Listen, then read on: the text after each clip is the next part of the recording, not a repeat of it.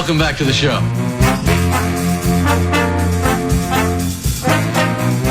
Down memory lane we go. Of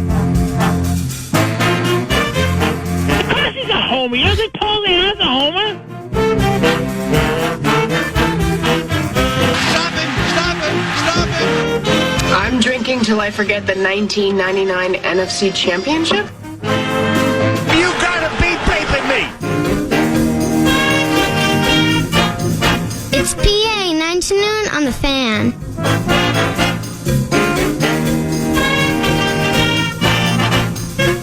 Florio, you can write what you want. It's okay. Oh, please. Oh, my. And winter is coming.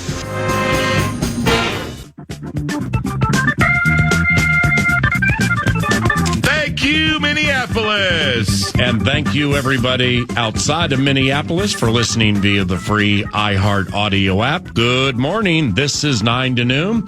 And per usual, on a Wednesday, our first guest is one of our dear friends. His name is Parker Fox. Through contact and foul to learn a trip to the stripe. Love that set right away there from Medved. Clearly seeing the height, the size advantage, going right inside to Jalen Crocker-Johnson. He's going to get himself 2 at the foul line. Always love when those surrogates take steps. Loose ball. That's 3 times now. Who's on the floor? Yeah, who's on the floor again? Chauncey Willis trying to make plays for his team. I absolutely love the effort. First sub here for Minnesota. Langston Reynolds into the game, replacing Tyson, who gets a nice ovation from this Minnesota crowd. He's made himself a fan favorite here early. Yeah, Gopher fans are going to love Cade Tyson. Obviously a scorer, as you see here, his 1,000th point. We were on 1,000 watch, so congrats to Cade Tyson, 1,000 career collegiate points.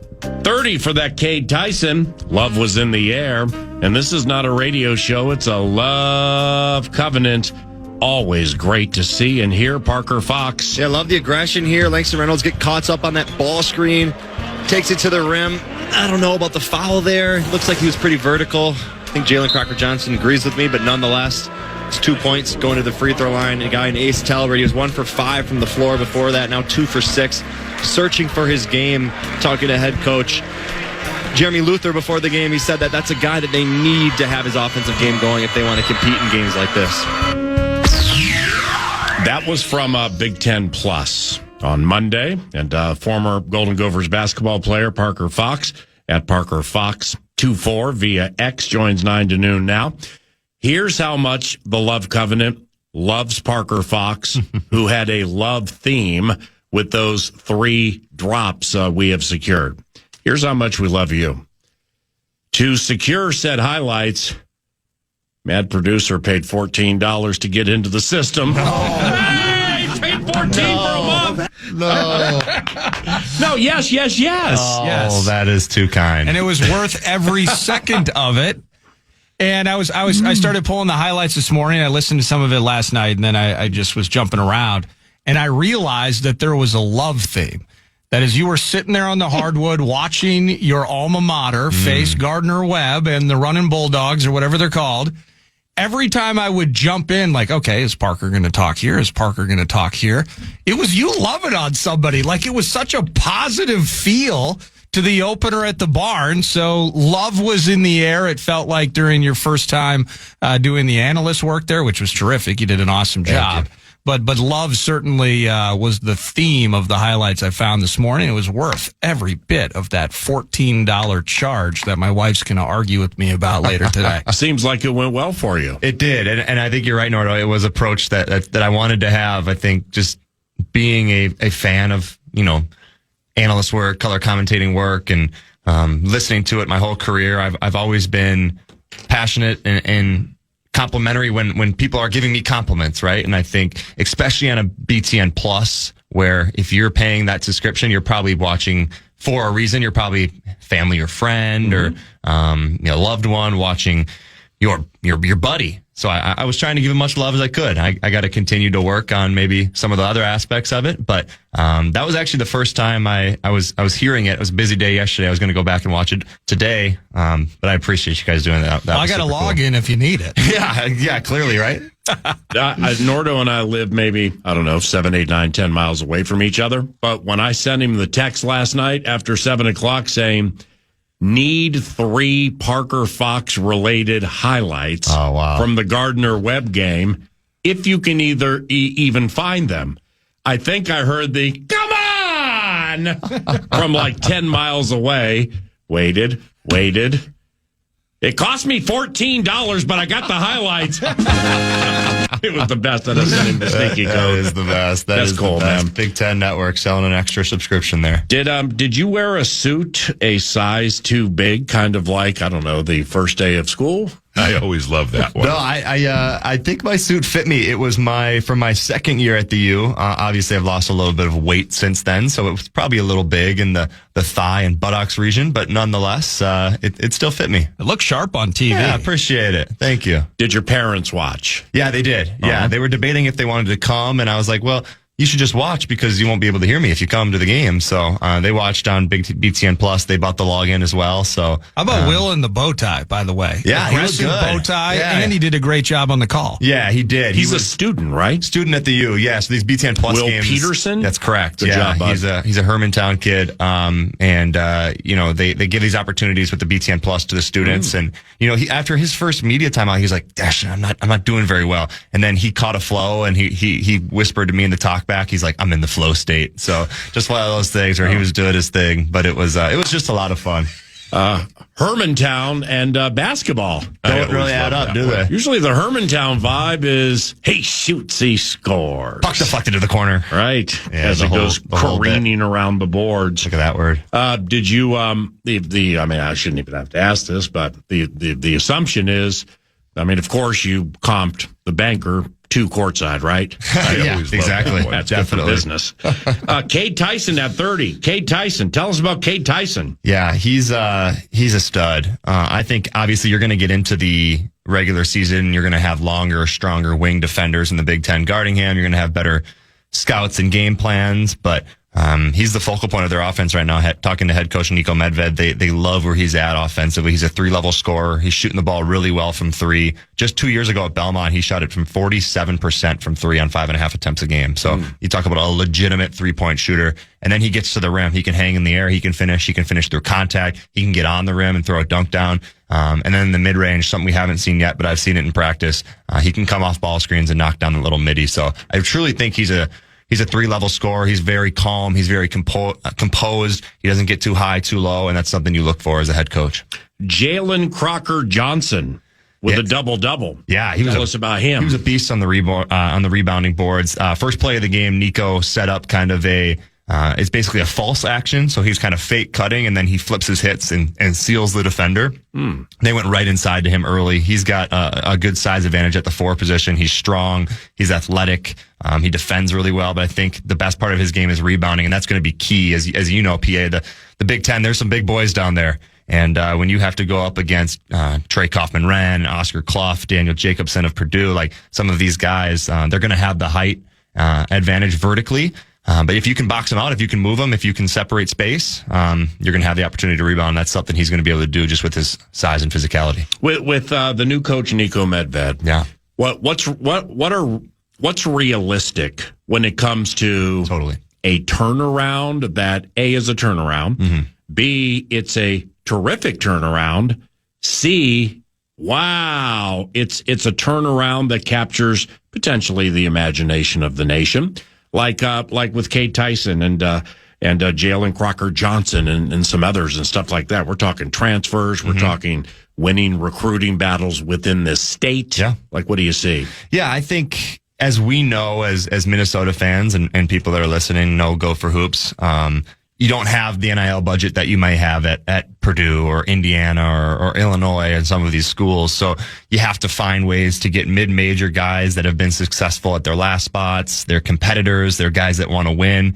But I think there's also a sense of pride in guys that want to be there. You know what I mean? So there's so many guys that are kind of too cool for school and, hey, I'm at Kentucky and I can just, show up and I'm a 5-star. I'm going to get drafted. They don't want those guys in Minnesota. They want guys that are going to get on the ground for loose balls. They're going to be gritty. They're going to play hard. And I think that's what Nico Medved found in the transfer portal. So to answer your question, I think the ceiling obviously would be making the Big Ten tournament. I don't think this is a team that has the talent to win the Big Ten tournament or win games into March. But I also believe that they have enough to be competitive throughout the Big Ten regular season and hopefully sneak some on the road and protect home court.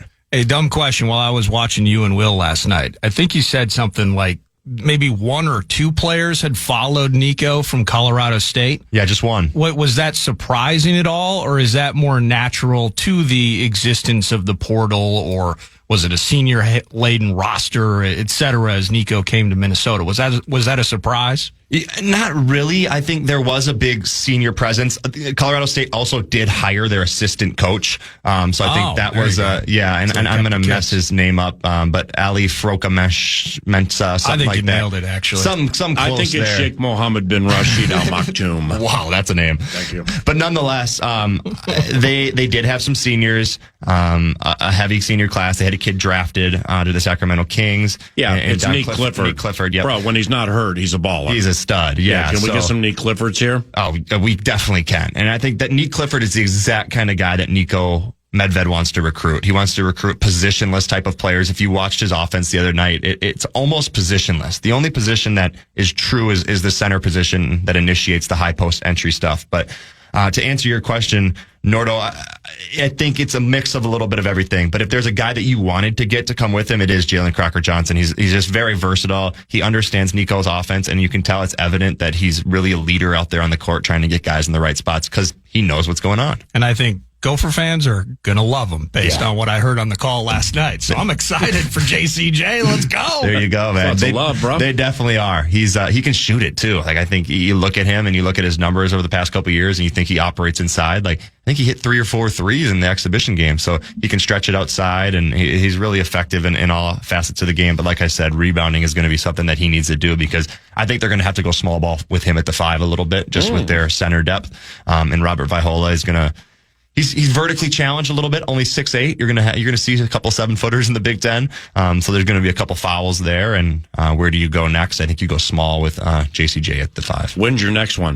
The next one's November 15th. Yeah, Against? I think that's the Gottlieb game. I think that's the Green Bay game. Hey. Yeah. Oh, Doug Gottlieb. Yeah. Is that like 4 years there for him now? Yeah, 3rd or 4th year. Yeah. 3rd or 4th year. So it'll be fun to go to that shoot around and chop it up with him and learn a little bit about his roster and where he sees his program going. And then my athletic director at Northern State out of high school, that's where I first went to school before I transferred to U, is now the athletic director at Green Bay. So it'll be fun to see Josh Moon as well. You have a Minnesota-Green Bay border battle. Let's go. Going to be able to control yourself? I'm gonna have to keep all Packer thoughts out of my head. All right.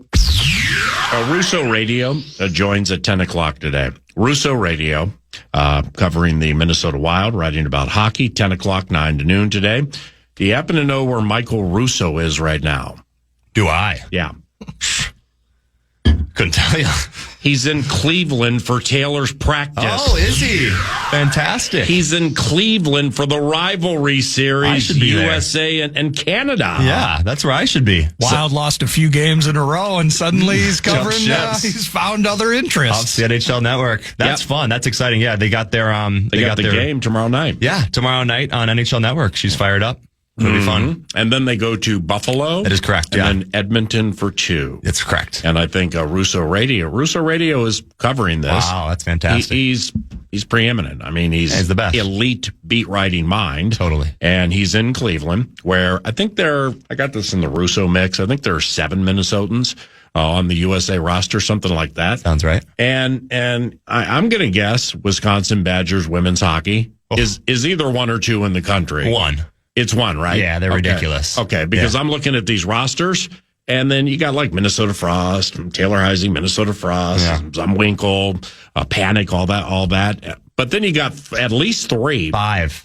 Yeah, Ava McNaughton, the goalie. For USA? For USA. Wow. Yeah. 5 Badgers. These are All all Badgers. current Wisconsin Badger women player. KK Harvey's the best defender in the world. Jeez. Layla Edwards, who's another really good defender. And then you got Lacey Eden and Kirsten Sims, 2 really good forwards. So that's 5 right there that are current Wisconsin Badger players playing for the U.S. national team. 10 o'clock today could be some Taylor Heisey conversation. The Wolves are they're at Cat tonight. Yeah. Without Anthony Edwards. What's the read? Yeah, it's just fun, right? It's fun for Cat to questionable, to though. play in that. Is Yeah, he's been upgraded. Game day news. decision, so that could be something we see. I'm sure he wants to play. Good news. Yeah, Karl Anthony Towns, Madison Square Garden, like it's the biggest stage. I think if you know Anthony Edwards, he wants to play in those moments. So I think if he's healthy, he goes. And it's a Cat game. And it's a Cat game, exactly. Julius Randle has looked amazing, doing it on all levels. Had a triple-double the other night, averaging 26, shooting at about 56% from the floor. He's been awesome, but so has Jalen Brunson, just a point shy of 30 a game. I think the Knicks are going to be favored, especially without Anthony Edwards. But if Ant does play, that's a pick'em game, and it's going to be a really fun one. What are you seeing with DiVincenzo guiding the point? Yeah, I tweeted it after the first game, and I got a lot of hate for saying that, give it some patience. We're going to see Dante at the point. He's going to be okay. And turns out I was kind of right. He flipped it around. He figured out what it's going to take to be an NBA point guard, somewhere where he's been more of a backup type of point guard role, sparing minutes for elite guards like Jalen Brunson when he was in New York. And now he's filling minutes for Mike Conley here in Minnesota. So I think it's going to continue more time, and he's going to develop into a better passer. But look at his scoring the past couple of games. He's been electric from three, and that's exactly what you need from him on a team that doesn't have the most three-point shooting without Anthony Edwards in the game. Yeah, you can go to Terrence Shannon to make a couple. Maybe Jaden Daniels will make a couple in the corner, and Naz Reid will hit one or two. But the three-point ball is a separator. Shooting wins games, and Dante's been doing it at a high level. How different could that look, though, now that Anthony Edwards is nearing return? I mean, does that really impact? I mean, how much does it impact anything? I think it definitely impacts things, right? Like the past two games are at Charlotte, at Brooklyn. Those are two just terrible teams. You're going to win those games, kind of whoever you throw out on the court. But Dante goes for 25 in that game and shoots it pretty well from three. He hit 6 threes, 6 for 13 in that game. So that he's probably not going to take 13 threes when Anthony Edwards is in the game. Anthony's going to probably take the ball and have a little bit more usage rate there. But I do think you still need volume. You still need him to be that 46% three-point shooter, making shots, because I think that makes you a better team when you have more than just one guy making three-pointers in Anthony Edwards. What's your read on Rudy Gobert? Nordo asked me a question yesterday about Rudy Gobert, and I thought about it for a second, and I took it to the postseason last year, where I'm like, expectations for Rudy Gobert's big games or solid games or games where his minutes may be dramatically down is kind of like the postseason last year, where you're going to have a series against, I don't know, the Lakers or Golden State or whatever, and you might have some 24-20s with 3 blocks, but then you hook a team like Oklahoma City and he might be playing 18 minutes a game in certain situations. So just like from this year, for Brooklyn, I thought Gobert specifically in the first half looked really good. Nick Claxton is kind of a true center. He's athletic, but he's a true center. Yeah. The Knicks use Mitchell Robinson sparingly. Yeah, he's game time decision tonight as well. Well, yeah, he's a game time decision the minute the schedule comes out. Karl Anthony Towns is a stretch 4, as they say in the business, which means that's probably Jaden McDaniels' money. So, like, tonight, what do you do with somebody like Gobert in a game like this? Yeah. You know what I mean? I know. I 100% know what you mean. It's team specific. I love that you brought up Oklahoma City, right? Because that's the team we need to beat if we want to play in an NBA Finals. And you look at that team and you talk Chet Holmgren. He can stretch it out. That's a tough guard for Rudy Gobert. Maybe he mixes up with Hartenstein a little bit more because he doesn't stretch it as well. But I think you're right. This Knicks team, they go small with Cat at the 5 a little bit too. That's a tough matchup for Gobert because he can't guard in space. We saw what Luka did to him to win that game in Target Center a couple of years ago. I want more from Rudy, though. I think his rebounding numbers are down almost -2 rebounds a game from his career. I think he's 11.7 in his career. He's only 9.9 this year. So at his height, that's got to be a little better. But what he does that a lot of people don't see is he impacts whether people go in the lane and try to finish inside or not. When he's in there, when he's truly playing good, solid help side defense, you don't see as much paint pressure. You see more perimeter kind of style of offense. That goes unnoticed. There's not a stat for that. So you have to appreciate that. But at the same time, when you have mismatches, like a guy like Karl Anthony Towns, it's going to be fun to see what he can do off the ball with Karl Anthony Towns tonight, if he can still help, but then recover to 3-point shooting, which Cat does at a really high level. You happen to see any sports related highlights from last night? Last night. What was going on last night? You got Duke, Texas. You had the yeah. NBA. You had the NHL. Wild win in overtime. That was a fun one. After Stamkos with a bomb ties the sucker with 0.3 to go. They need to create like a Trent Tucker rule in the NHL. So we need at least 0.4 seconds to get a shot off. It feels like right. That was crazy. But in the NBA, the Bulls beat the Philadelphia 76ers at the wire. Josh Giddey penetrated, just made a phenomenal left-handed pass. Little Giddey love. From under the basket out to the corner three in front of a bench to Vucevic, who won it. All right, and then all the baby Bulls go crazy. So let me ask you this. Who would you rather have and why? Ooh. Josh Giddey or Jalen Brunson? I mean, it's Jalen, but Josh had 29, 15, and 12 last night. It was just elite. But you have to go with Jalen Brunson. He's done it in the clutch minutes. He's done it in the playoffs. Mm-hmm. He truly does look like a top 5 point guard in the NBA right now. That Giddey passing and rebounding is getting to you, though, isn't it? That's getting to me. It definitely is, because Jalen doesn't give you that, right? So I think it's obviously different from what team you need, from what you need from the team. But I think all in all, you got to go Jalen Brunson. All right, what about this? Who would you rather have and why? Shai Gilgeous-Alexander, yeah, or Cooper Flagg and Con Knipple? Oh, give me Cooper and Con over Shai. Yeah. Really? Yeah, I do. I'm such a Cooper. I'm such a Cooper Flagg guy. It's ridiculous. And he better get going one of these days. He's okay. He's playing out of position right now. He's having to play a little bit more point guard. Really? They need to continue to just play D'Angelo Russell and let Cooper play his natural position. People are claiming to him just D'Lo. When D'Lo's bad, D'Lo's terrible. We've seen enough of that, haven't we? Yes. But no, I think Cooper Flagg, people are calling him run and dunk a little bit. I don't think that's true at all. He just hasn't found his shooting stroke. He'll be fine. Con Knipple, elite, had 20 and 12 last night. With LaMelo Ball and Brandon Miller down, Knipple is spreading his wings and soaring. Oh, definitely. He's been great. And there's no hate on Shai, right? Like, Shai has found a way, and I've talked about it on this radio show. He's found a way to play the game at a Jokic level where you simply are understanding the game better than anybody else in the arena. Like, he's completely slowed it down. It's like he's playing in slow motion. He's the best of the best. He could win MVP again this year, so it's hard to say no to him. But I love Duke. I love those two boys, and I think it would be fun to see them back together again. Anthony Edwards or Luka Doncic? Man, that's such a tough one. It's Edwards because of the defense. It is, but Luka is generational. There's nobody like him. So is Anthony. I 100% agree, and it still just absolutely blows my mind that Dallas did what they did and traded him, because he's a one in a generation. He's one in a lifetime type of talent. But you're right. So is Anthony Edwards, and we're Wolves guys. We're Howell raised, and I would go with Anthony Edwards 6 out of the 7 days of the week. So you're saying Cooper Flagg is running the point a fair amount for Dallas because it's Russell comes off the bench, and he may play 25 minutes. He might play 9. And Klay Thompson, the times I've watched, has run some point in awkward fashion. and because of that, his numbers are down. Like his 3-point shooting is down and stuff like that. Lively's hurt. Gafford just came back.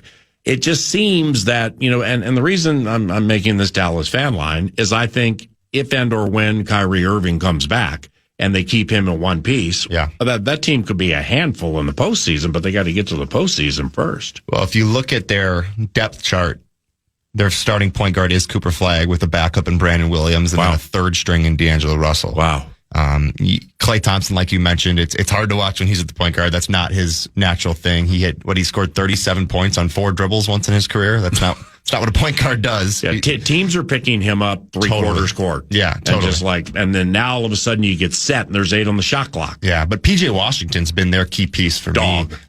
Just an dog's a great way to describe him. He does it on both ends, especially with no Anthony Davis and Derek Lively right now. 2 guys that hold down that 4. No AD, he's hurt. Yeah, he's hurt right now. Geez. So 4 and 5 spot are empty, vacant for Dallas, but PJ's definitely stepped up. But they have pieces. Najee Marshall's a great piece. Dwight Howell's a great piece. Caleb Martin's a solid piece. I played with Cam Christie, his brother Max Christie, and they're in Dallas as well. So you're putting a lot on a kid in Cooper Flagg to go play the point guard position, which he probably hasn't played in years, probably since youth basketball days, to go do it in the NBA without two bigs in Anthony Davis and Derek Lively to help set screens and free you up a little bit. So I think there's a lot on his plate. They're only 2-5, bad start, but they got to get guys healthy, especially Kyrie Irving. That'll help Cooper Flagg out a lot. Think about what Kyrie Irving can do to help Cooper Flagg. Night and day type of situation. Last one on the who and why, and then we'll say goodbye. Ooh. Joel Embiid or LaMelo Ball. Wow. They're both out every single. They're both always or hurt. they like play and then they're gone for a week and you then just they play. Yeah, you just see Joel just like he didn't win that MVP 2-3 years ago, and that was his last chance. I think his career trajectory is not going the way you want it to go. LaMelo Ball's hard to watch. LaMelo Ball's hard to watch, but the stuff he does from just a pure like hooper standpoint is like next level. Yeah. Like Joel Embiid's going to get you these gross 30-point games where he's just laying things in and he's foul baiting and the whole deal. LaMelo's twitch is phenomenal. It's ridiculous, and I think he's a super underrated passer. So I think if you had to pick right now, I would go with LaMelo Ball, just because the point guard's such a good position in the NBA. You need a solid one. And last time we'll see you this week, Ravens at Vikings. Woo-wee. Empty your notebook. I'm fired up. I just remember watching Louisville games back in the day and just seeing what Lamar can do. And now you're watching him pass the ball the way he's passing the ball. I think 14 touchdowns, 1 interception. He's really figured it out. Mark Andrews back healthy. I think that's going to help him out a lot.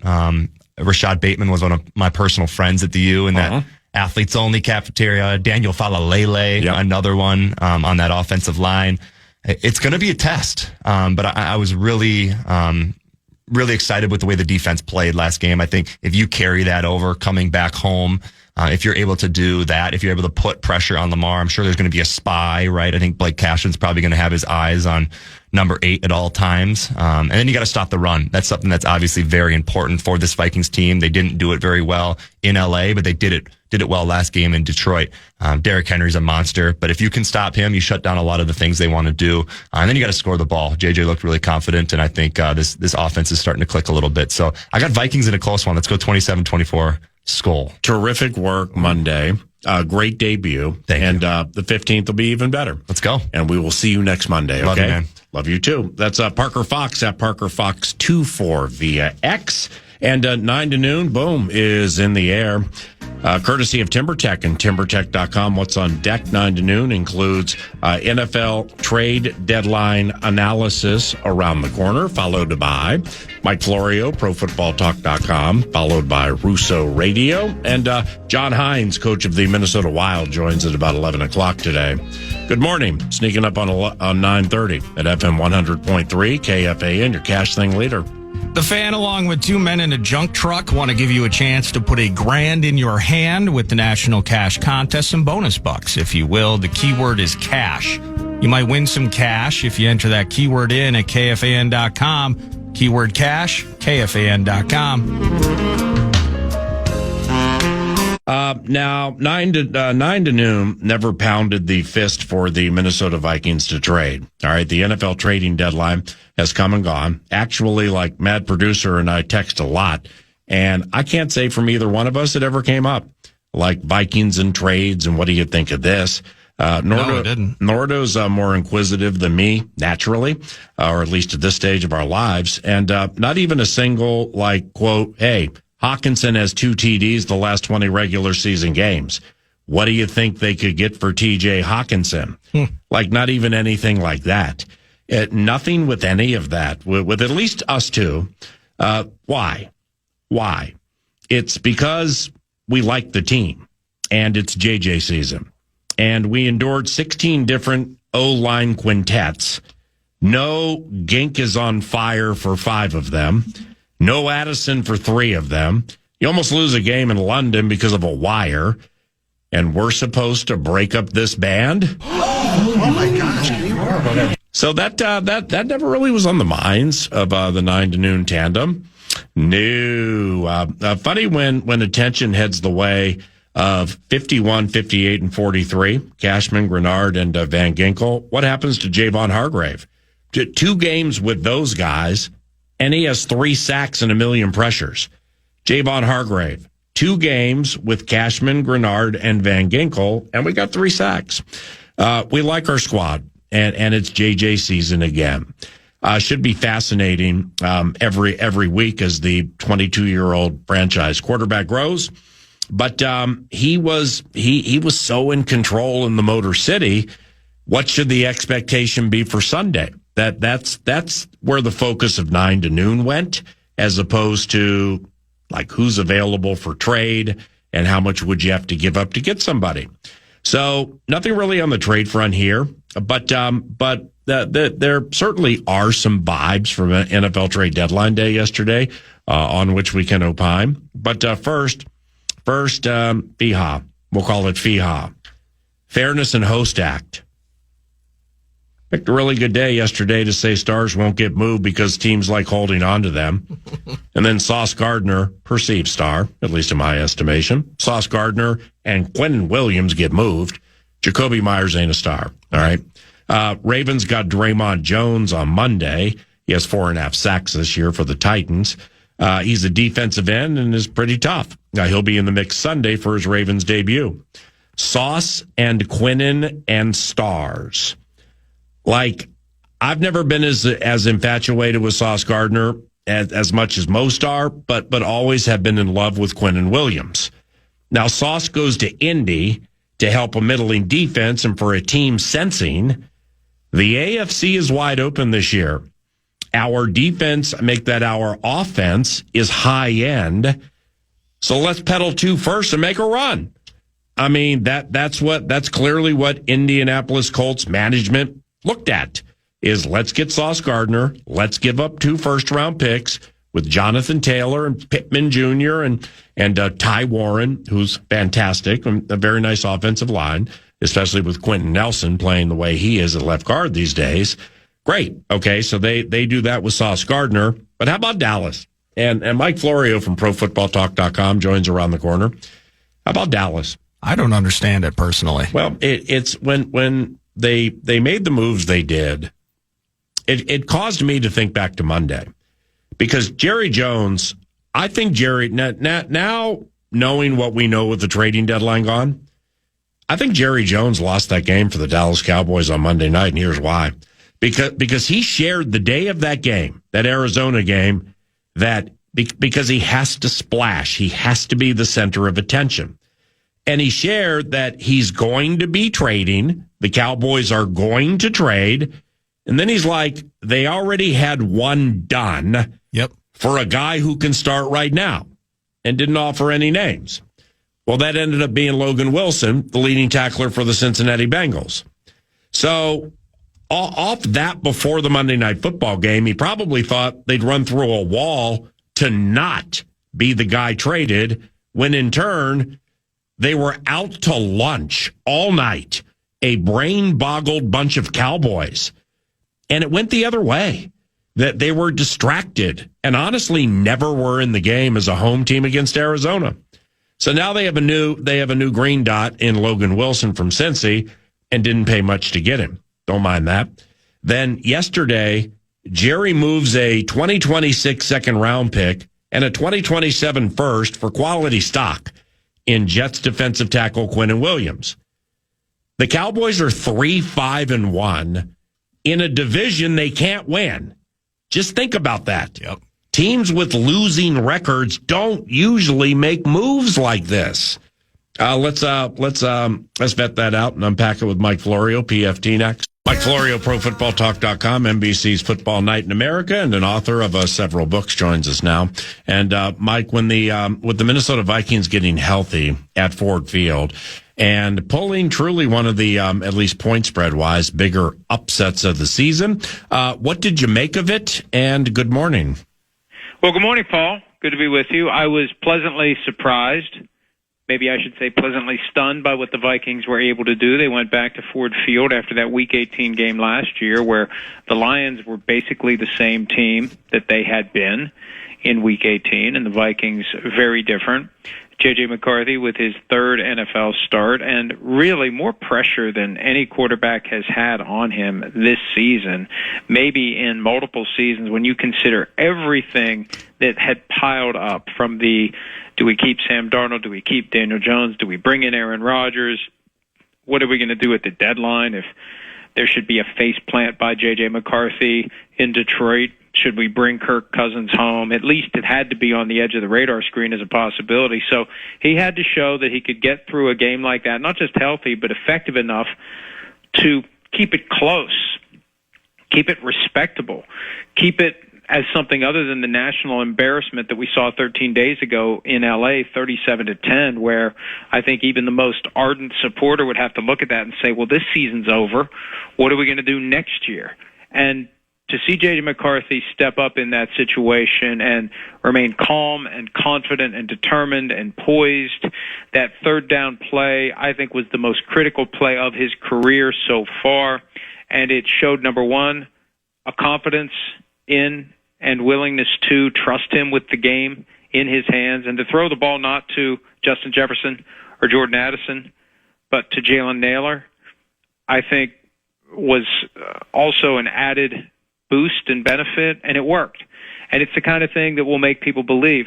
The stuff that made people believe at the end of week one, that all got erased 6 nights later against Atlanta, and then we haven't seen him for 7 weeks. So he really needed to reestablish himself, and what a test, what a moment, and let's see where it goes from here. Just like the aftermath of week one, let's see where it goes from here. Fair. With McCarthy, did you sense things slowed down for him? It just looked more natural for the most part? Well, I never sensed panic, and we always look for panic, and we see panic in players like, and I don't want to pick on him, but this is the most obvious current example because he's making $53 million per year, Tua Tagovailoa. When the play isn't there, or when it doesn't unfold the way it's supposed to, what do we see? We see panic in the demeanor. I'm a big proponent of studying very carefully the vibe coming off of a quarterback during and after a play and during a game when things may not be going well. What messages are being sent by the facial expressions, the things that are being said, the body language, because that's the guy everyone's watching on the sideline, out on the field, in the huddle. What kind of confidence is being exuded or not from the player? So I think the demeanor was impressive, the confidence was there, and he had full faith in his ability to do what Kevin O'Connell needed him to do in order to execute a game plan that worked. And they had the right plan on both sides of the ball. And it helps when the defense guesses right as to how to go about attacking a Jared Goff, pressure up the middle, get him off the spot. That's a guy who, and to mention Kirk Cousins again, we've seen this. When the walls close in, what happens? There are certain quarterbacks who can make things happen when the walls close in, and there are some who can't. And so if you make Jared Goff move, if you put pressure in his face, things are different. And, hey, look, it wasn't easy, and that first drive, Lions did the hot knife through butter thing right down the field. They had that fourth down play, 4th and 4, and they popped it into 7 points, and it was like, uh-oh, here we go. Yeah. And that's the circumstance that J.J. McCarthy had when he went out on the field for the first time for a game in Michigan since his last Michigan home game against Ohio State 2 years ago. I thought it was incredible, but if we learned nothing from week one, it's that it can all change when you come home and face a hot Ravens team that could easily neutralize any positivity coming out of last Sunday's game. And I'm glad you went there to close on the local team. The Ravens are favored by 3.5 or 4 at Minnesota and against pretty much the same Vikings team that just beat Detroit. I mean, I guess Aaron Jones may be a little dicey into this game, but it seems like it's more positive than negative, and all the others should play. It's what do you think of the Ravens? I mean, that's 3.5 or 4 on the road. That's a big number. Well, look, they were decisive favorites the week they were coming out of their bye against the Chicago Bears. And Lamar Jackson didn't play in that game. So the Ravens are a talented team, and as we were focused on Lamar Jackson's health, the reality is the defense got healthy, and the Ravens are a very good team, and they've weathered their storm of injuries and adversity, and they're now ready to try to make a move. But I don't think it's quite the easy check mark that people are saying. After the Ravens beat the Dolphins 28-6 last Thursday night, the analysts are all looking at the upcoming schedule for the Ravens and they're saying win, win, win, win, win, win, win, win, win. It's like, whoa. Let's not put that W against the Vikings in permanent ink just yet, because that's not going to be an easy game for either team. It could go down to the wire. It could come down to a field goal. Who knows? But it's not going to be an easy game for the Ravens. It's not going to be an easy game for the Vikings. And Mike Tomlin, the Steelers coach, said something that should be another one of his T-shirt slogans, because it makes so much sense and it crystallizes what happened for the Steelers in 2 home games on a Sunday night against the Packers and then the following Sunday against the Colts. You go from drinking wine to squashing grapes pretty quickly in the NFL. And NFL games come down to a handful of moments, 5 plays over the course of 60 minutes of football. And whether you win or lose those moments really goes a long way toward determining whether you win or lose the game, regardless of the final score. A key moment, look at the Chargers game. If the replay standard had been applied as designed, clear and obvious, that's a touchdown by Isaiah Rodgers on the opening drive of the game, and that game takes on a different vibe the rest of the way. So those moments really do matter, and the Vikings made the moments go their way against the Lions, and whoever makes those key handful of moments go their way on Sunday is going to win the game between Baltimore and Minnesota. PFT. Green Bay has to be the most up and down team in the NFL at the midway point. Lose to Negan. And at home as massive favorites, you lose to Carolina. You beat the Lions. You crush A-Rod at Pittsburgh, football night in America. Why do you think that is with them? Absolutely, at least through 8 playing to the level of the competition.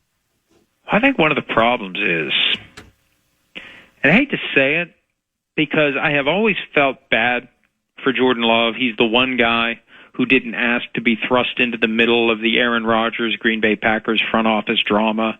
And he was a good soldier for 3 years. He did everything they asked him to do. He was drafted into that situation. And he had a very impressive back half of the 2023 season.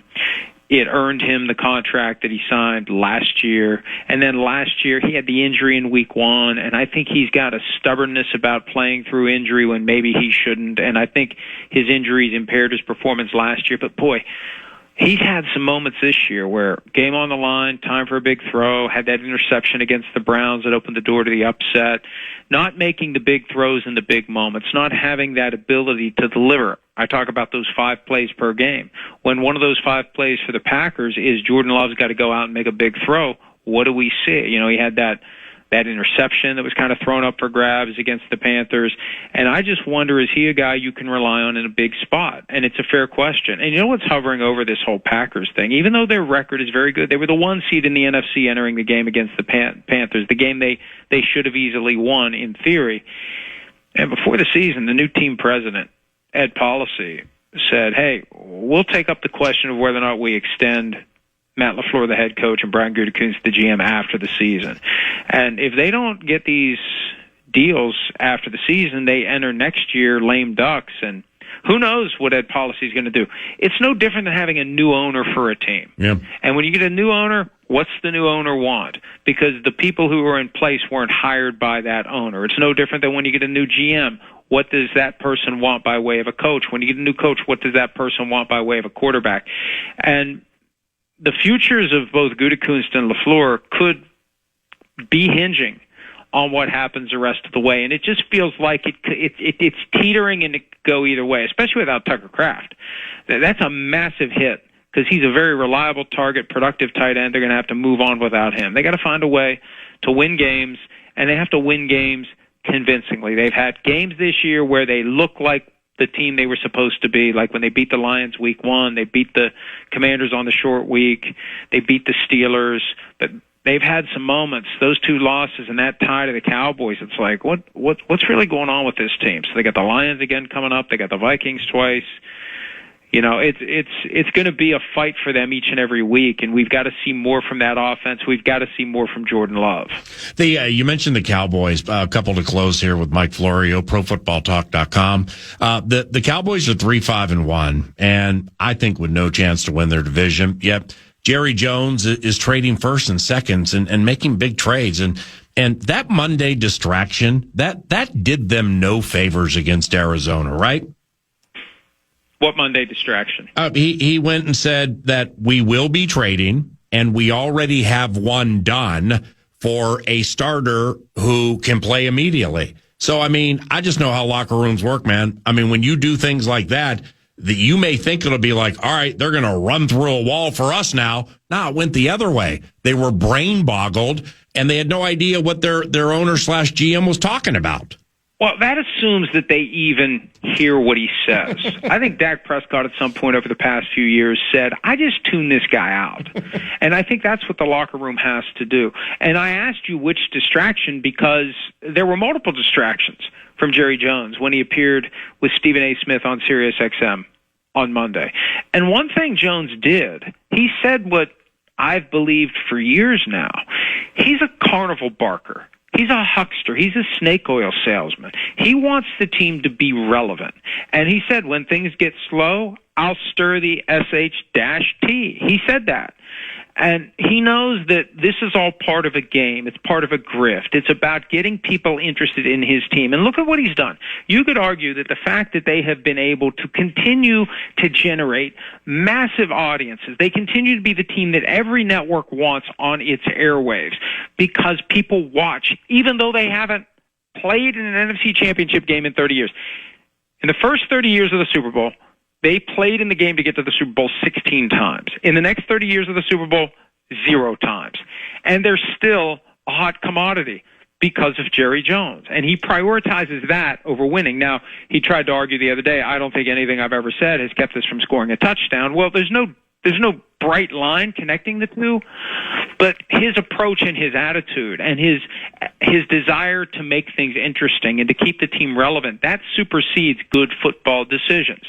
And maybe these trades that were made yesterday for Logan Wilson, and I mean, the guy that was benched by one of the worst defenses we've seen in recent years, I don't know that that's going to help.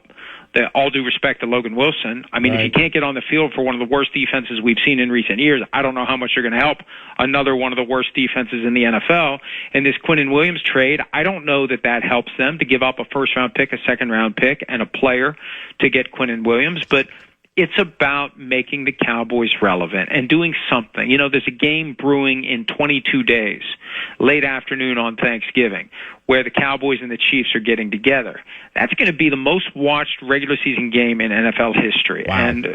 And hey, Jerry had to do something, I think, to keep that train on the tracks. That's the problem. That's what it comes down to. And that's what happens when you buy a team and you make yourself the GM. Think about that. That was all pre-internet, pre the current state of sports talk radio, and there's constant analysis and scrutiny. No one could get away from that now. You know, if I would somehow stumble into a $100 billion underground natural gas reserve, which Jerry did last week, and of course he said, that's why I'm talking to you and not trying to make my crappy defense better. But if I would be able to buy a team and made myself the GM, like, who in the hell would accept that? I've got no credentials to be the GM, and today the only credentials he has is he's done it for 36 years. Well, you know, if you do a job you're not fit to do or you're not qualified to do for 36 years, does that make you any more qualified? I don't know, but that's the reality. He should take some of that $100 billion and hire a real general manager. And if you're going to sit up in the suite and sit with Stephen A. Smith and be a glorified fan, then do that. If you're going to be the GM, you got to set aside this idea that you're out here saying, step right up, ladies and gentlemen, boys and girls, children of all ages, and come watch the great Dallas Cowboys do their thing. You got to separate those two positions. And I think that's one of the reasons why they haven't been to an NFC championship in 30 years. Because the guy that is out there marketing the team is also building the team. And I think those two jobs do not mesh. Lastly, I don't love Sauce Gardner. I like him a lot, maybe because he's a Jet, but Indy peddles those two first for that corner. The Eagles and Ravens knew they needed pass rush, went out and got some. This could be a very wide open year with Super Bowl representation. I mean, nobody standing out. And I wonder if Denver's sitting on something big. What do you think of all that? Well, this Colts trade for Sauce Gardner is, I think, a prime example of something that I always say. And, fans get emotionally attached to players. They buy their jerseys. They watch their highlights. They, see them on TV. They become their guys. But for every team, every player is a cog in a machine that is eventually going to be replaced. Whether it's because the piece gets broken, whether it's because the piece is worn down, whether it's because the piece decides it wants out and it has a plan to get out like Micah Parsons did in Dallas. And for the Jets, it was as simple as this. We got a piece in the machine that we're kind of ambivalent about, and they specifically structured the contract of Sauce Gardner to make it tradable. So along come the Colts, and they view Sauce Gardner as a more desirable piece of the machine in Indy than the Jets did in New York, and they're willing to pay for it. Somebody comes along and, hey, I like your car. What do you want for it? Well, it's not for sale. Well, how about this? Well, now it's for sale. And for 2 first-round picks and a player, the Jets were willing to rip that part out of the machine and hand it to the Indianapolis Colts. And I think it's all about system, too, zone versus man. If the Colts use a lot of zone, and they do, Gardner fits it better. And Aaron Glenn's been the coach there long enough to know that Sauce Gardner was not untouchable. There aren't many players in the NFL who are untouchable, who if you call up and say, hey, how about 2 first-round picks and a player, and they hang up the phone. Patrick Mahomes, Josh Allen, there's a short list of guys that you hang up the phone. And the Jets clearly didn't view Sauce Gardner as one of those guys. And the Colts were willing to make that trade to get that guy into their building, because they're just not trying to win it this year. They're trying to build something sustainable.